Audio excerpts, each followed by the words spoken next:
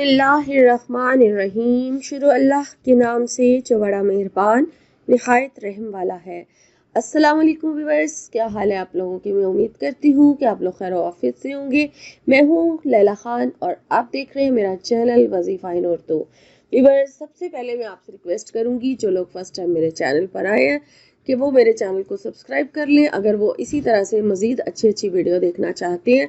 इस चैनल पर तमाम वज़ाइफ और की वीडियोस जो है वो आपकी खालिस डिमांड पर अपलोड की जाती हैं और आप लोगों के लिए अपलोड की जाती हैं, तो इसलिए चैनल से जुड़े रहें और वीडियो को शुरू से एंड तक देखा करें ताकि आप लोगों को वज़ाइफ की अच्छी तरह से समझ आ जाए और आप ज़रूरतमंद लोग जिनको आप जानते हैं उनके साथ वीडियो का लिंक शेयर कर दिया करें ताकि वो लोग भी इन वज़ाइफ से जो है फ़ायदा उठा सके। और मेरी हौसला अफजाई के लिए मेरी वीडियो को लाइक ज़रूर कीजिए, शुक्रिया। तो व्यूअर्स, आज का वजीफ़ा ख़ास आप लोगों के लिए बहुत ही स्पेशल और बहुत ज़्यादा स्पेशल है। वैसे तो अल्लाह की हर कलाम अपनी जगह पावरफुल है। अल्लाह की बहुत सारे पूरा कुरान ही जो है वो पावरफुल है। किसी एक लफ्ज़ का भी आप विर्द करना शुरू कर दें, अल्लाह से मांगना शुरू कर दें, तो आपको अगर आपका यकीन पुख्ता होगा तो आपको वो चीज़ मिल जाएगी। लेकिन बाज़ वज़ाइफ ऐसे होते हैं, बाज़ अल्लाह ताला की सूरतें ऐसी हैं जिनको पढ़ के बहुत ज़्यादा फ़ायदा हासिल होता है। जैसे कुरान पाक की सूरह मुज़म्मिल है, बहुत ज़बरदस्त, और हमारे प्यारे नबी सल्लल्लाहु अलैहि वसल्लम की भी बहुत महबूब सूरह है वो। इसी तरह सूरह इखलास है और बहुत सारी सूरतें हैं कुरान पाक की जो बहुत ज़्यादा जो है उनकी अहमियत है और उनको पढ़ के हम बहुत ज़्यादा जो है वो फ़ायदा उठा सकते हैं। इसी तरह से उनमें एक सूरह कुरैश भी है। आज का अमल सूरह कुरैश के हवाले से है और कुरान पाक की एक सूरह अल बकरा की एक आयत का अमल है जो मैं आज आपसे शेयर करूंगी कि इनको आपने मिला के किस तरह से पढ़ना है। ये वजीफ़ा बहुत मुश्किल से मैंने आप लोगों के लिए लिया है और मैंने इस वजीफे को जब लिया और ख़ुद करके देखा तो मुझे 11 दिन में इसका ऐसा हैरत अंगेज़ रिजल्ट हासिल हुआ कि मैं आप लोगों से शेयर किए बिना नहीं रह सकती। इसीलिए मैं आपसे शेयर भी कर रही हूँ कि मुझे जब 11 दिन के अंदर अंदर इसका रिजल्ट मिला तो मैं बहुत हैरान भी हुई और इतनी जल्दी फ़ायदा हासिल हो गया। और इसीलिए आज मैं आपसे शेयर करने जा रही हूँ कि मकसद का जिक्र इसलिए किया जाता है कि कोई भी मकसद आप रख के इसको पढ़ सकते हैं, क्योंकि तमाम कलामें जो है अल्लाह पाक की आप पढ़ के अपना कोई भी मकसद जो है वो अगर आपका जायज़ है और आपके हक में बेहतर होगा तो वो आपको मिल जाएगा।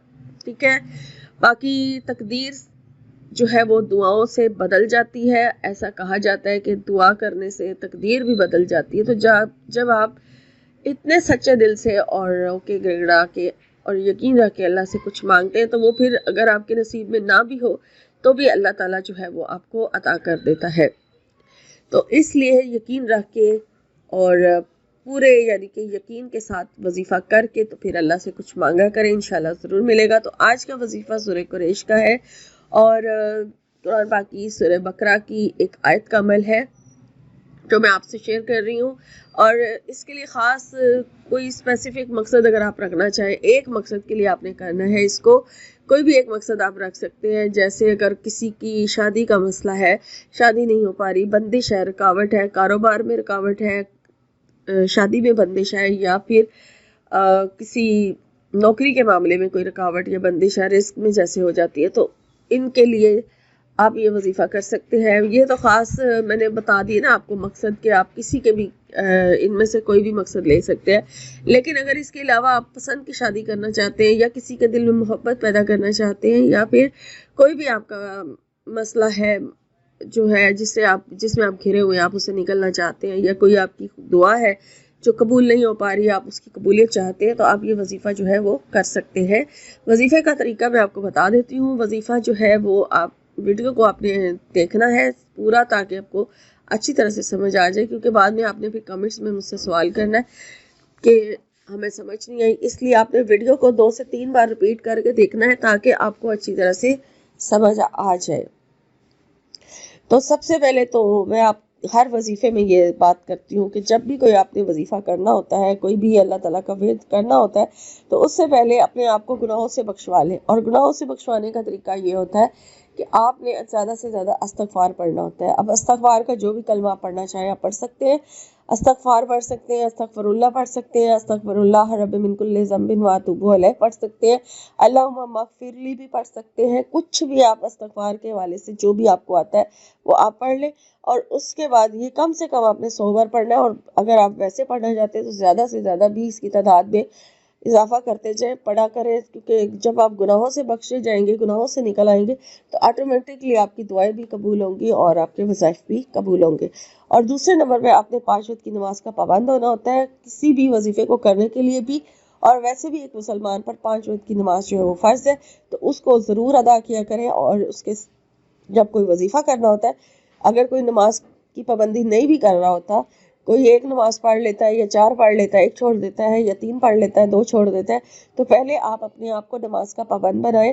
कम से कम 5 दिन की नमाज की पाबंदी कीजिए, पहले पूरे 5 वक्त की नमाज अदा कीजिए, फिर कोई वजीफ़ा जो है वो शुरू किया करें। और उसके बाद फिर आपने जो है नमाज के पाबंद भी हो जाने और वजीफ़ा शुरू करने से पहले कोई भी चीज़ हस्ब तौफीक आपने सदक़े के नाम पर कर देनी है। चाहे बच्चों में कुछ बांट दें, तो चाहे आप सदका कर दें, पैसों का सदका कर दें, या जो आपको तौफीक है कुछ मीठा बनाकर अगर आप बांटना चाहें तो वो बांट दें, ठीक है, जो आपके लिए आसान है। और फिर उसके बाद आपने इस वजीफ़े का कोई टाइम फिक्स नहीं है कि आप किसी टाइम पर भी इस अमल को कर सकते हैं।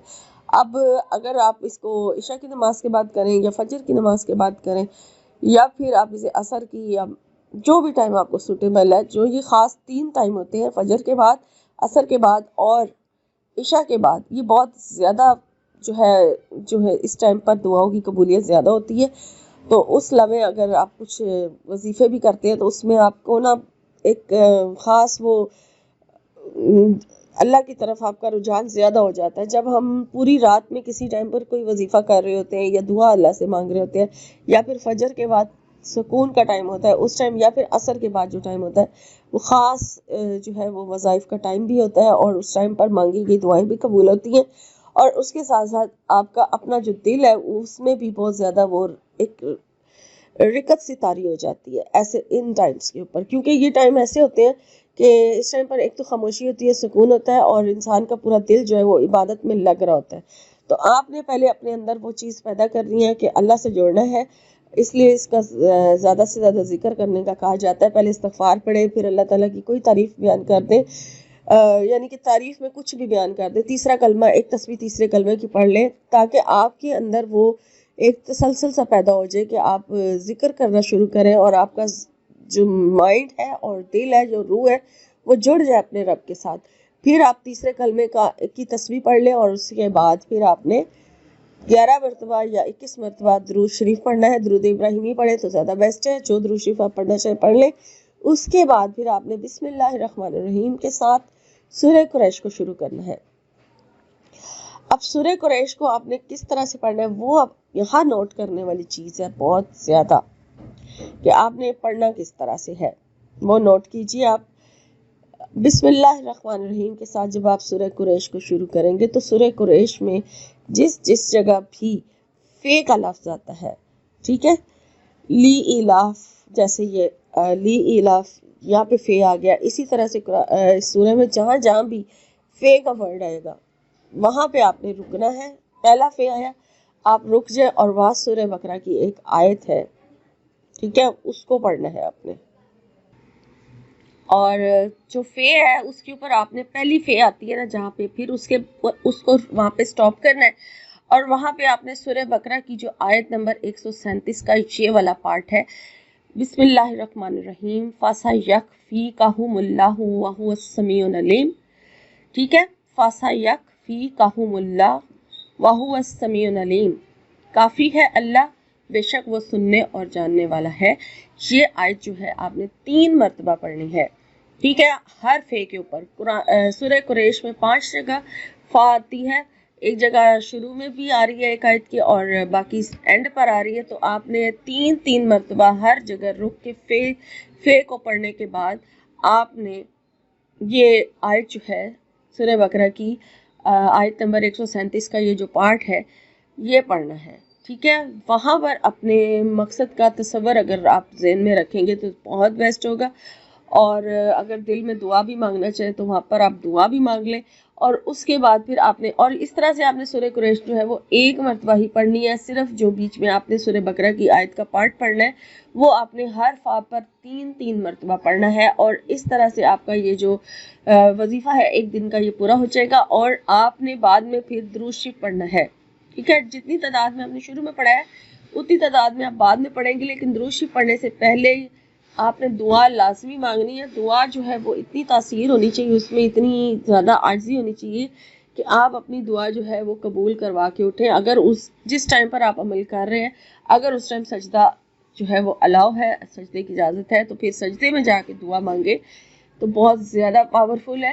اور اگر نہیں سجدے کا ٹائم ہے تو کوئی بات نہیں، آپ ویسے دعا مانگ لیں، اور دعا مانگنے کے بعد بھی آپ نے پھر درود شریف کا جو ورد ہے اتنی دفعہ کرنا ہے جتنی دفعہ آپ نے شروع میں پڑھا تھا، اور پھر اس طرح سے آمین کہہ کے چہرے پہ ہاتھ پھیر لینا ہے۔ اور خواتین اس کو پاکی کی حالت میں کریں گی، ناپاکی میں یہ عمل نہیں ہو سکتا، اور آپ نے 11 دن تک بغیر ناغے کے اس عمل کو کرنا ہے۔ جو ٹائم پہلے دن رکھا گیا تھا اسی ٹائم پہ پھر باقی کے جو 10 دن ہوں گے وہ بھی پورے کیے جائیں گے، اور ناغا نہیں ہونا چاہیے۔ خواتین کے لیے خاص میں کہہ رہی ہوں کہ وہ ناغے کے دن جو ہے وہ پہلے ان سے فارغ ہو جائے، پھر اس وظیفے کو کریں، اور اس وظیفے کی پاور بہت زیادہ ہے، پورا یقین رکھ کے کیجیے، انشاءاللہ تعالیٰ آپ کو کسی اور وظیفے کی ضرورت ہی نہیں پڑے گی۔ یہ بہت زبردست عمل ہے جو میں نے آپ سے شیئر کیا ہے۔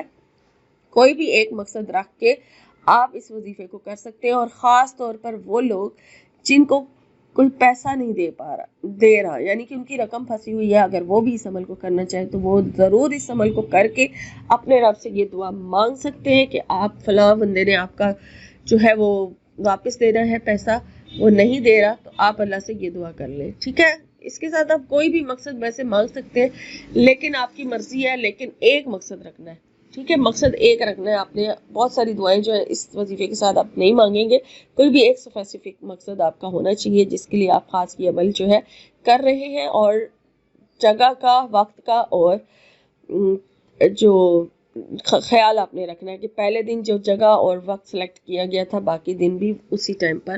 یہ اس وظیفے کی خاص شرط مجھے بتائی گئی ہے کہ یہ اس چیز کو آپ نے ذہن میں رکھنا ہے، پھر ہی آپ کو بہت زیادہ کامیابی ملے گی، ٹھیک ہے۔ اور 11 دن کا عمل ہے، ضرور کیجئے، لیکن اس وظیفے کے ساتھ اگر آپ کوئی اور اللہ کے ذکر کرنا چاہتے ہیں، جیسے کوئی تسبیح آپ نے شروع کر رکھی ہے، تو وہ اللہ کو راضی کرنے کے لیے اگر آپ کر رہے ہیں تو وہ ضرور کیجیے، وہ آپ کر سکتے ہیں، لیکن کوئی اور وظیفہ اس وظیفے کے ساتھ نہ کیجیے۔ جب آپ ان سے فارغ ہو جائیں ان وظائف سے تو پھر اس عمل کو کیجیے گا۔